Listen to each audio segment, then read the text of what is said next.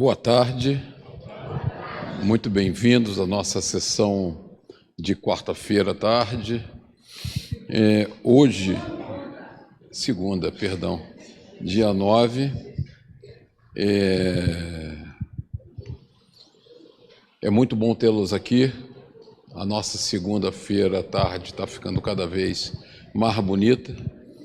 Hoje nós teremos a oportunidade de ouvir a nossa irmã Sueli, que vai nos falar sobre Mandamento Maior, capítulo 15, itens 4 e 5. Né? Ouvir a Sueli sempre é um prazer enorme.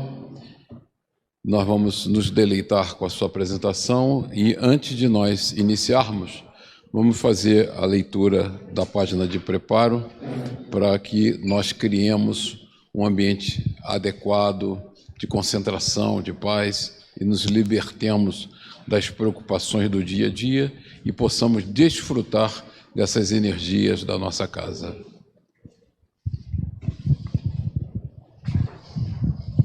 Boa tarde. Adoração e fraternidade, parte 1. Ora, temos da parte dele este mandamento, que aquele que ama a Deus, ame também a seu irmão. Em João capítulo 4, versículo 21. Construirás santuários primorosos no culto ao Senhor da vida. Pronunciarás orações sublimes, exaltando-lhe a glória excelsa.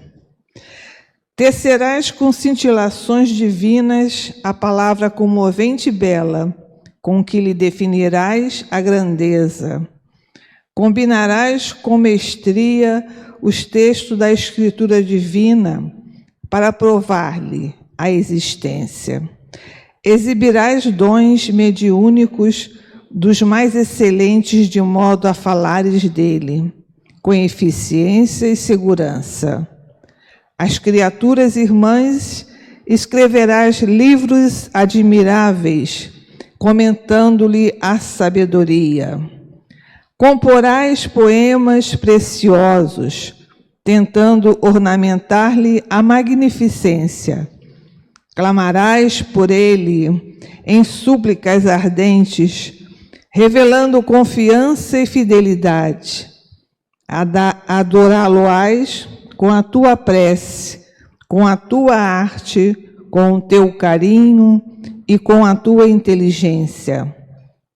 Contudo, se não amas a teu irmão, por amor a ele, Pai amoroso e justo, de que te vale o culto filial, estéril e egoísta? Adoração e fraternidade, parte 2.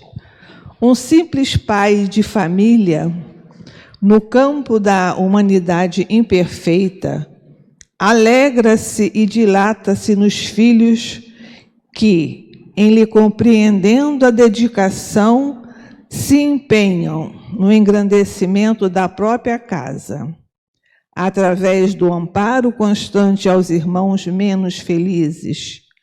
Incontestavelmente, a lealdade de tua fé representa o perfume de alegria nas tuas relações com o eterno Senhor.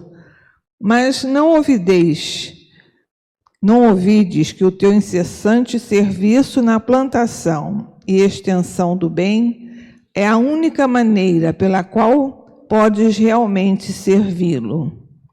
Seja qual for a igreja em que externas a tua reverência, a majestade divina, guarda, pois, a oração por lâmpada acesa em tua luta de cada dia. Mas não te esqueças de que somente amparando os nossos irmãos inexperientes e frágeis, caídos e distosos, é que, de fato, honraremos a bênção de nosso Pai. Livro Palavras da Vida Eterna, Espírito Emmanuel, psicografia Francisco Cândido Xavier. E agora nós teremos o prazer de ouvir a Sueli sobre o tema de hoje. Deixa eu ligar para você. Obrigada. Boa tarde para todos. Hoje nós vamos continuar a estudar o capítulo 15 do Evangelho segundo o Espiritismo, que tem por título Fora da caridade não há salvação, e nós vamos tratar dos itens 4 e 5, o maior mandamento.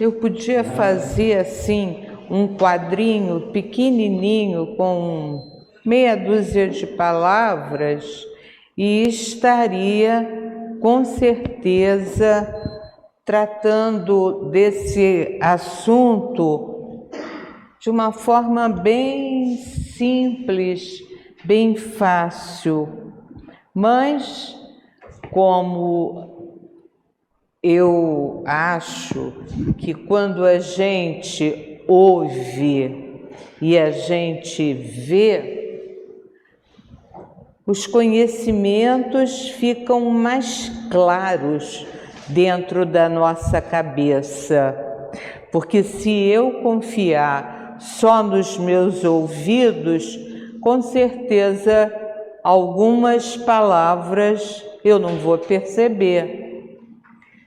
Mas quando eu tenho a condição de fazer a leitura, eu tenho tempo de ler, entender e pensar e meditar.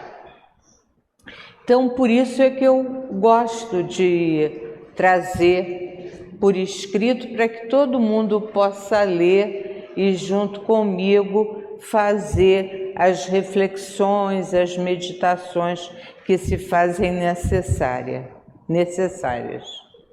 Então a gente começa dizendo que toda a moral de Jesus se resume na caridade e na humildade.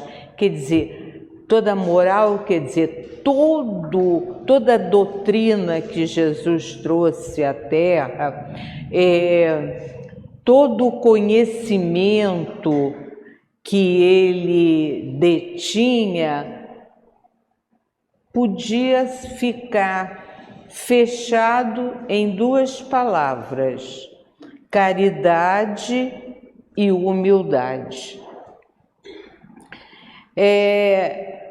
Caridade e humildade se opõem a egoísmo e orgulho. Aí a coisa vai ficando mais clara. Fazer caridade eu faço, moleza. Mas como é que você faz? Tem algum respingozinho de vaidade? Eu dei, mas eu falo bem alto, eu dei, porque isso me dá importância. Então eu sou importante, sou caridoso. Então vejam, não é fácil exercer a caridade e é dificílimo ser humilde. Por mais conscientes que nós sejamos da necessidade de praticar a caridade e de ser uma criatura humilde, daquelas que fica pedindo pelo amor de Deus, não bote os holofotes em cima de mim, mas isso é difícil. A gente pode até, na maioria das vezes, na maioria das nossas ações diárias, até ser meio caridoso e um pouco humilde. Mas nós precisamos, de acordo com os ensinamentos de Jesus, se nós queremos ser, de fato, pessoas felizes, é importante que nós tomemos como ação, como filosofia de vida, como hábito de viver, praticar a caridade, seja da maneira que for. Às vezes a caridade é tão simples. Bom dia, tudo bem? É um ato de caridade para quem passou a noite se contorcendo em dores, passou a noite preocupada porque os filhos não chegavam em casa, preocupada porque não tinha o que oferecer para o café da manhã da família. Então, quando a gente consegue pensar em todas essas coisas, pensar como a vida é difícil e dizemos de coração: bom dia, tudo bem? Como é que você passou? Está precisando de alguma coisa? Olha, isso talvez em algumas situações é a maior caridade que a gente pode fazer em favor do outro e em favor de nós mesmos, porque isso nos dá alegria, nos dá paz, nos dá felicidade. E é isso que esse primeiro slide tenta mostrar. É conseguir ser caridoso e humilde, deixando de ser egoísta e orgulhoso. E como nós somos orgulhosos, como nós somos orgulhosos. É um horror. Às vezes a gente tem que ficar se policiando, mas se policiando mesmo, de verdade, para não olhar de nariz em pé para o outro, querendo aparecer. Gente boa e nem tão boa é assim. Então, os ensinamentos de Jesus são muito simples, muito simples. Faça o melhor que você puder ao seu próximo. Ame a Deus. Acredite que existe um Deus profundamente generoso. E aí eu vou ter que falar numa outra coisa.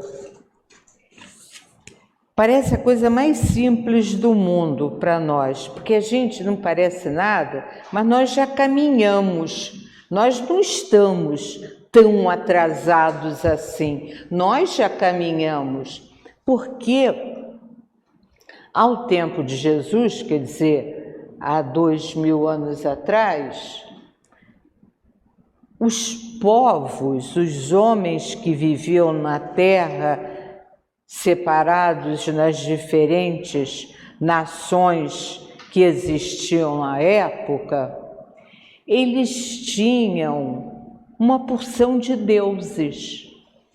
Eles tinham, eu garanto que se eu falar nos nossos índios, todo mundo vai lembrar da lição lá na escola quando eram pequeninos.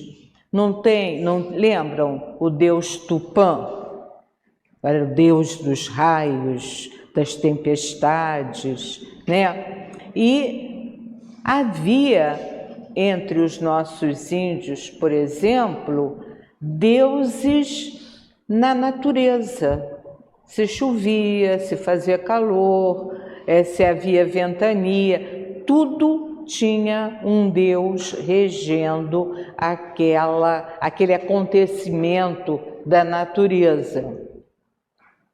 Então, para aquele povo, pensem só, andem para trás, para aquele povo que tinha uma porção de deuses para adorar, tinha, por exemplo, um deus para quem era comerciante, verdade, não é mentira não.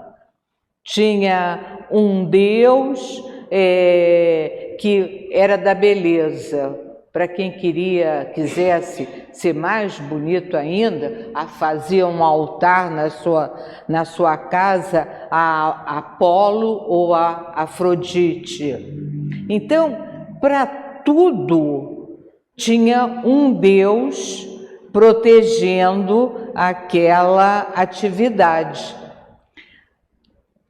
Pensem, esse tipo de ser humano passar a acreditar num único Deus. Olha como devia ser difícil. Puxa, eu tenho lá em casa um altar onde eu cultuo o Deus do lar, o Deus do comércio, o Deus da beleza, o Deus da caça. Diana era a deusa da caça. Se eu parar para pensar, eu vou descobrir uma porção de deuses. Então, tirar isso tudo da cabeça e do coração das pessoas daquela época e dizer, olha, só existe um Deus, o Deus feito de toda misericórdia, o Deus feito de todo amor. Só existe um. Então era difícil, as pessoas iam devagarzinho, acabando por entender a existência de um Deus único, mas isso não era feito num estalar de dedos.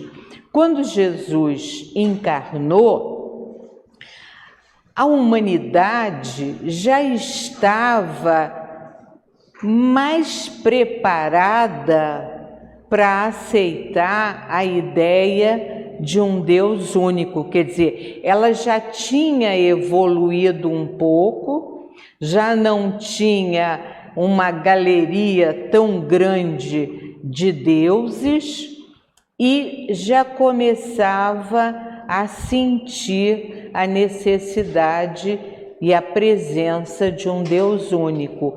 E Jesus veio, lembrem-se, Jesus não escreveu coisa nenhuma.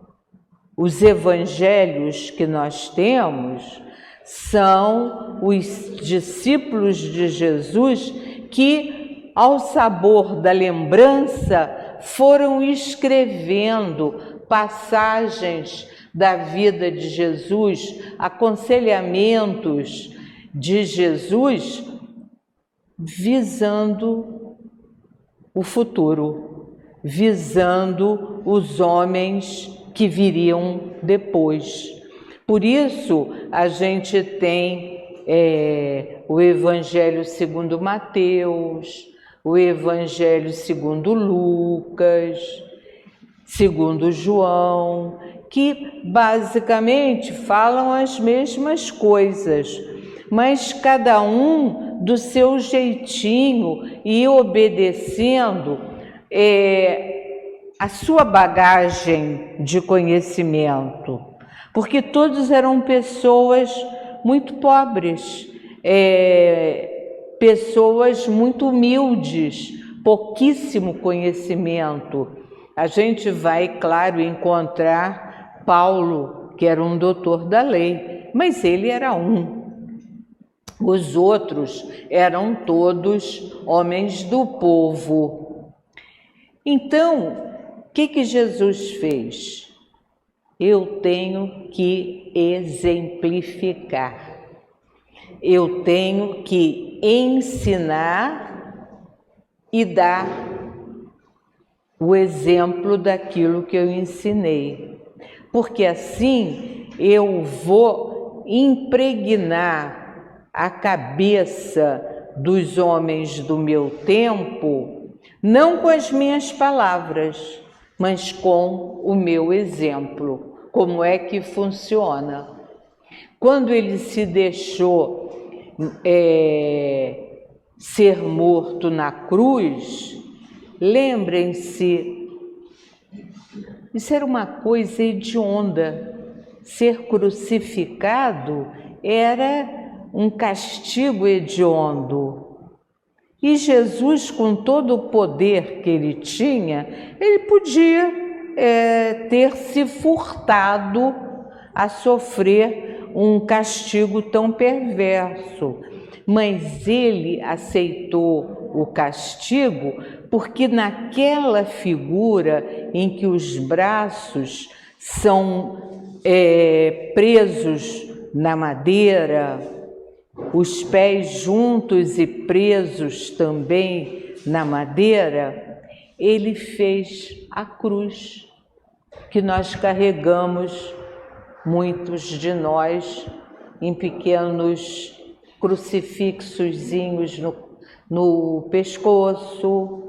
Nós, então, temos lá o Cristo Redentor abençoando a nossa cidade. São lembranças, olha só, da exemplificação que Jesus deu à humanidade. E aí a gente continua. Certa vez um fariseu, que era doutor da lei, perguntou a Jesus: Mestre, qual o grande mandamento da lei? Jesus lhe respondeu: amarás o Senhor teu Deus de todo o teu coração, de toda a tua alma, de todo o teu espírito. Esse é o maior e o primeiro mandamento. Isso significava muito. Eu tinha um bando de deuses lá em casa no meu altar doméstico. E Jesus está me dizendo: olha, você vai amar ao teu Deus, a um Deus. E aqui está o segundo, que é semelhante ao primeiro. Amarás o teu próximo como a ti mesmo. Toda a lei e os profetas se acham contidos nesses dois mandamentos. Olha que mandamento difícil! Amar a um Deus só e amar o outro como eu me amo. Cadê a caridade e a humildade para fazer isso tudo? Como que eu ia amar o outro? Você não está passando. Ah, tá. É aqui. Vai passando aqui já. Tá. Esqueci. Tá aí certa vez. Tá. Tá aqui, ó. Tá. Mas como que eu vou amar o outro como eu me amo? Caramba! Primeiro eu, segundo eu, terceiro eu, sempre eu. Eu vou ter que deixar essa postura de lado e vou amar aquele que está próximo de mim, que eu nem conheço, nem sei de onde saiu, como eu me amo. Olha como é difícil. Parece simples, mas não é simples não. É difícil pra caramba. E isso para nós, homens do século 21. Eu estou falando de Jesus, que é o século I. Pensem bem, como que aqueles seres que já tinham algum conhecimento, alguma sensibilidade, iam conseguir fazer esse exercício de desprendimento. Lembrem-se, só para tocar em coisas que a gente conhece bem, gente, escravidão naquela época era comum. A escravidão era, digamos, o botim da guerra. Como os povos estavam sempre se confrontando, porque o tempo todo eles tentam avançar no território do vizinho, era assim que a coisa funcionava. O que acontece? Eles tinham o tempo todo a preocupação de, fazendo a guerra, faziam prisioneiros. Fazendo prisioneiros, usavam esses prisioneiros como lucro da guerra. Passavam a ser escravos de quem ganhou a guerra. A história era essa. Uma coisa que, quando eu aprendi isso, eu fiquei muito surpresa. Sabe, aqueles professores maravilhosos da época do Império Romano e do Império Grego, eram todos perdedores de guerra. Na guerra que os romanos faziam para conquistar território, eles ganhavam a guerra, porque eles eram muito melhor preparados, eles faziam grande quantidade de escravos, e os escravos eram depois usados entre os soldados romanos como professores das famílias romanas. Eu falei, caramba, professor veio desse jeito, lá de guerra, de escravos. Eram escravos. Então, hoje em dia, a gente... eu gosto de falar isso porque, senão a gente fica sempre achando, eu estou muito atrasada, muito atrasada. Nós estamos melhorando. Hoje em dia, quando eu falo em escravo, eu sempre me lembro, no Brasil, por exemplo, o Ministério do Trabalho e a Justiça do Trabalho mantém advogados que são, procuradores no caso, né, que são responsáveis por apurar toda possibilidade, toda denúncia, toda desconfiança de trabalho escravo ou análogo, como eles dizem, ao escravo. E aí, há pouco tempo, eu soube, a gente mora numa cidade marítima, né? Então, obviamente, a quantidade de navios que atraca no Porto do Rio de Janeiro. Vocês sabiam que tem muito trabalho escravo nesses navios que chegam ao Rio de Janeiro? Eu não sabia disso. Então, o pessoal que é procurador do trabalho, quando recebe denúncia, eles vão a esses navios fiscalizar e verificar os papéis daqueles homens que fazem parte da tripulação e da manutenção do navio de maneira geral. Eu fiquei boba quando eu soube disso. Isso em pleno século XXI. Caramba, como é que... Eles não saltam dos navios, eles não saltam. O navio encosta, os passageiros saem ou eles entregam mercadoria, mas eles não saem do navio. Olha que loucura! Mas vamos voltar para cá. Então, eu já falei, amarás o Senhor teu Deus de todo o teu coração, de toda a tua alma, de todo o teu espírito. Esse é o maior e o primeiro mandamento. E aqui está o segundo, que é semelhante ao primeiro. Amarás o teu próximo como a ti mesma. Toda a lei e os profetas se acham contidos nesses dois mandamentos. Então, se eu conseguir amar o meu próximo como eu me amo, caramba, eu já melhorei, foi muito, eu já consegui crescer como ser humano.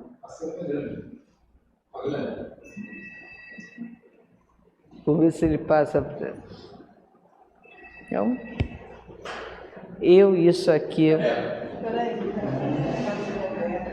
não consigo. Toma. Eu não consigo isso. Ai, que bom me auxiliar. Não, já passei. Ah, já? Então,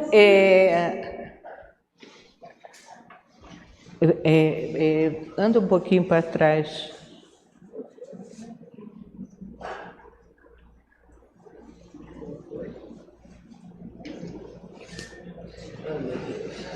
Peraí que eu já vou olhar aqui. Ah, já achei. Tá certo.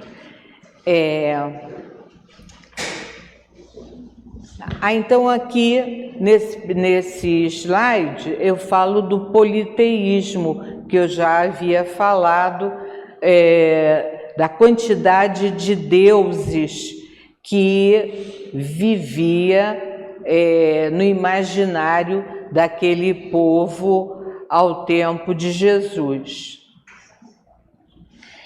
Então, o primeiro mandamento é de absoluta submissão a esse Pai que tudo vê e provê, que a todos criou com absoluta sabedoria e que a todos ama pela eternidade incondicionalmente.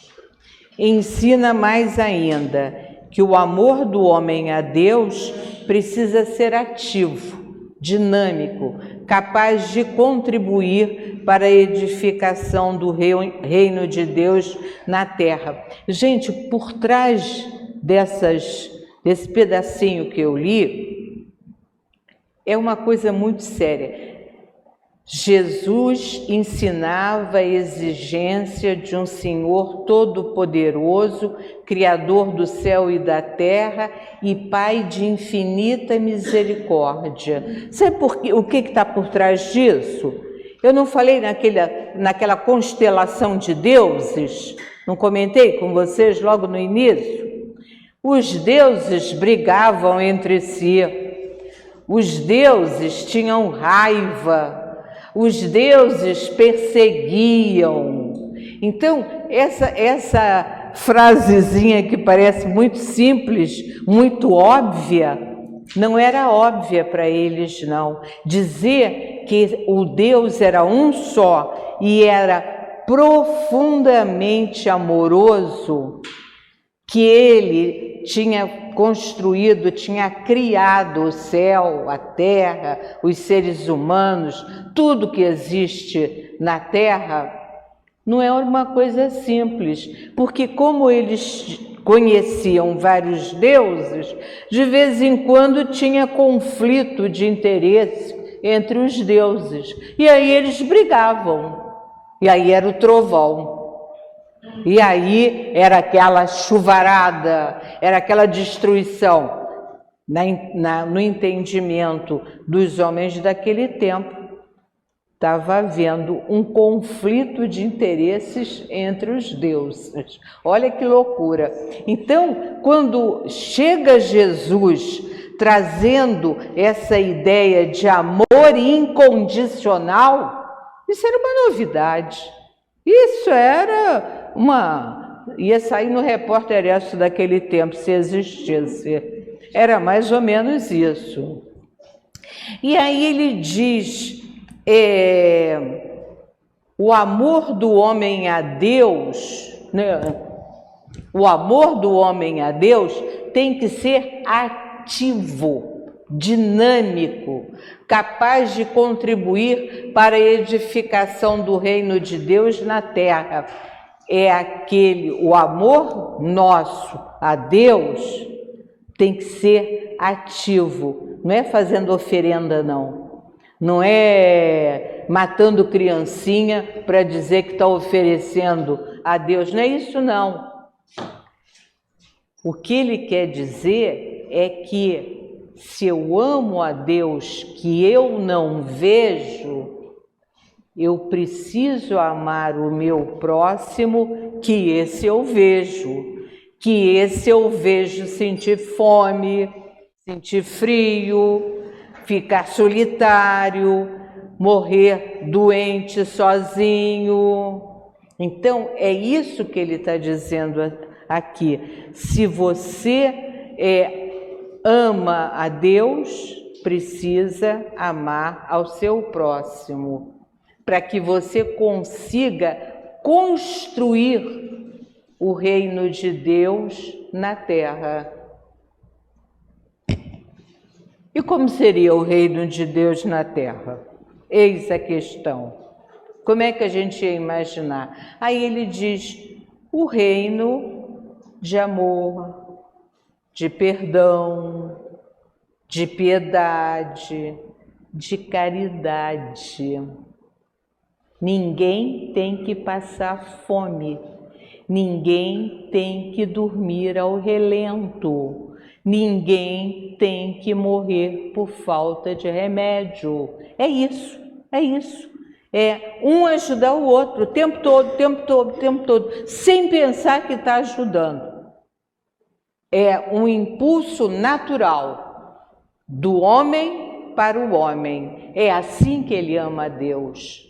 Ele ama a Deus que ele não vê, amando o próximo que ele presencia o sofrimento. É isso aí. Então tem um autor espírita, o José Carlos de Luca, que diz que se a caridade é a chave da casa de Deus, nós entramos na casa de Deus, no reino de Deus, a partir da caridade que a gente desenvolve. A fechadura é o meu próximo, quer dizer, é a caridade feita para o próximo. E agora, quem é o próximo? É a grande pergunta, né? Quem é o próximo? O próximo, gente, é o próximo, é quem estiver do seu lado. Dependendo de onde você esteja, o próximo é o teu familiar, é o teu colega de trabalho, é o que está sentado ao seu lado no ônibus, no metrô, é aquele que anda do seu lado na rua, é aquele que você dá de cara no mercado, na feira. Esse é o próximo. Então, se você consegue ver que você tem necessidade de praticar a caridade com o próximo, você já sabe que você deve prestar a caridade da maneira mais diversa possível. Hoje, essa foi legal. Hoje eu tinha que descer uma porção de escadas para chegar até o auditório onde tinha uma palestra que eu tinha que ouvir. Aí uma colega minha chegou perto de mim, não tinha corrimão, não tinha nada. Sueli, me dá o braço. Eu falei, mas como eu estava cheia de coisa, me dá o braço, Sueli, segura em mim. Aí eu, graças a Deus, eu estava morrendo de medo de tropeçar nos degraus. Olha a caridade. Caridade foi o braço que ela me deu para eu não me estatelar no chão. Eu achei isso ótimo. Então,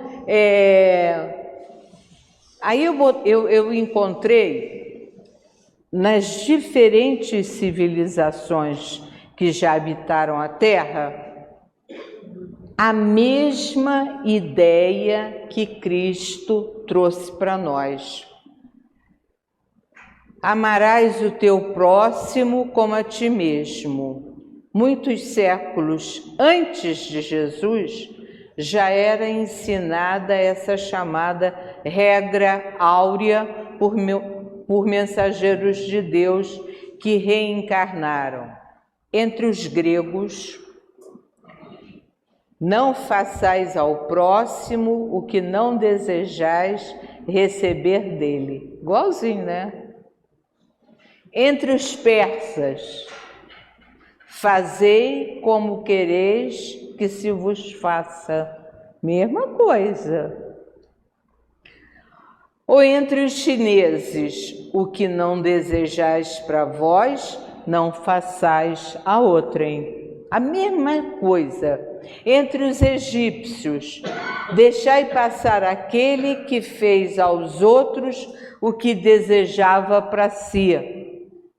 Ou entre os hebreus, o que não quiserdes para vós, não desejeis para o próximo. Olha que coisa fantástica. Olha como a ideia já existia. Essa história do ajudar o próximo está desde que mundo é mundo, né? E entre os diferentes povos que habitaram a terra. Ou entre os romanos, a lei gravada nos corações humanos é amar os membros da sociedade como a si mesmos.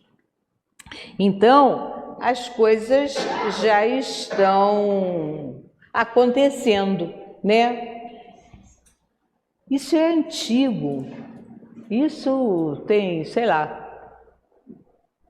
milhões de anos, desde que a Terra começou a ser povoada.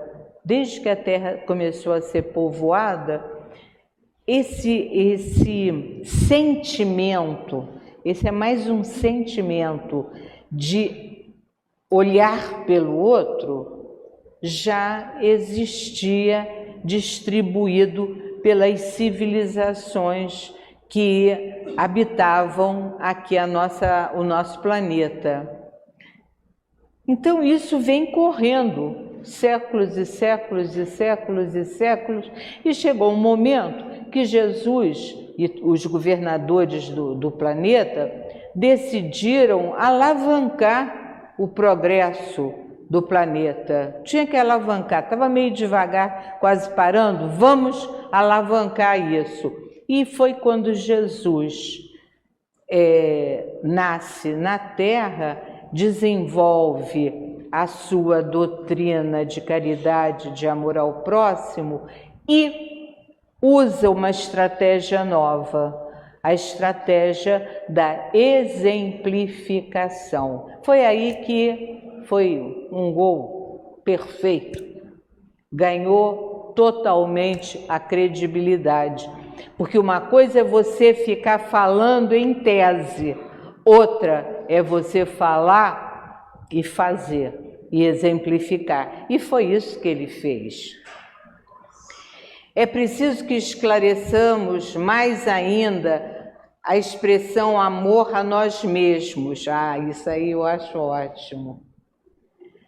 Na forma de mandamento, amarás o teu próximo como a ti mesmo. Poxa, parece, se eu vou amar o outro como eu me amo pra caramba, eu me protejo pra caramba. Mas não é bem isso, é mais do que isso. Você precisa se amar evoluindo. Essa é a ideia. Se amar pecando o menos possível. Por isso a gente aprende desde sempre: orai e vigiai. É exatamente orar para que a gente esteja em ligação contínua com as altas esferas do amor celeste. E vigiar a nós, para que não sejamos traídos pelos nossos pensamentos. Se nós entendermos que nós somos resultado de muitos séculos de encarnar, desencarnar, encarnar, desencarnar, encarnar na Terra, encarnar em outros orbes e voltar, etc. e tal, vocês vão perceber que é preciso que a gente fique muito atenta com os nossos pensamentos. Às vezes nós não estamos fazendo nada de errado, nada. Mas se os nossos pensamentos fossem projetados numa tela, a gente ia morrer de vergonha. Esse é que é o problema. Por isso a recomendação, orai, quer dizer, esteja sempre ligado aos pensamentos puros, de boa qualidade, e vigiai para que os seus pensamentos não sejam corrompidos e você desande a pensar verdadeiras monstruosidades, porque todas as ações monstruosas começam com um simples pensamento. É assim que funciona. Então, esse amor deve traduzir-se em esforço próprio, em autoeducação, em observação do dever, em obediência às leis de realização e de trabalho, em perseverança na fé, em desejo sincero de aprender com o Mestre Jesus. Então, nós vamos nos amar e nos amar muito, trabalhando muito sempre, nos educando o tempo todo, vendo, ninguém sabe das nossas tendências, só nós sabemos. Então, é em cima dessas tendências ruins que a gente tem que se educar, observar o dever. Todos nós temos deveres, alguns são chatinhos, mas nós assumimos a responsabilidade com aquela ação que é nossa, que é responsabilidade nossa. Em obediência às leis de realização e de trabalho. Gente, quando a gente obedece às leis, a gente não faz bobagem. Há coisas, quando a gente diz assim, não posso estacionar aqui, não sei porquê, não tem ninguém aqui. Mas lá está aquele cartazinho, proibido estacionar. Algum motivo tem para estar aquele aviso. E você que quer que o mundo gire à sua volta, vai e estaciona ali. São coisas simples, não tem nada de muito complicado, não. São pequenas coisas que nós fazemos, pequenas infrações que nós cometemos contra as leis vigentes, que fazem com que nós sejamos essas pessoas que ainda não conseguem ser anjos, né? Nos perdemos nos pensamentos egoístas que nós temos. Quem se ilumina cumpre a missão da luz sobre a Terra, e a luz não necessita de outros processos para revelar a verdade, senão o de irradiar espontaneamente o tesouro de si mesmo. Luz é luz, não precisa de definição, ela é, e nós precisamos ser. É isso, simples assim.